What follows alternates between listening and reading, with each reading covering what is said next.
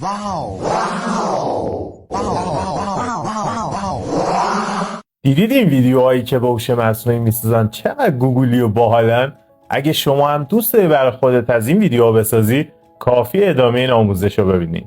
برای انجام این کار وارد این سایت شده، از بخش افکت ها افکت مورد نظرمون رو انتخاب میکنیم.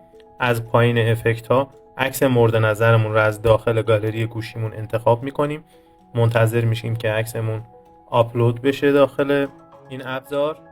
بعد از اینکه آپلود شد روی دکمه جنریت در پایین صفحه میزنیم تا ویدیوی ما آماده بشه.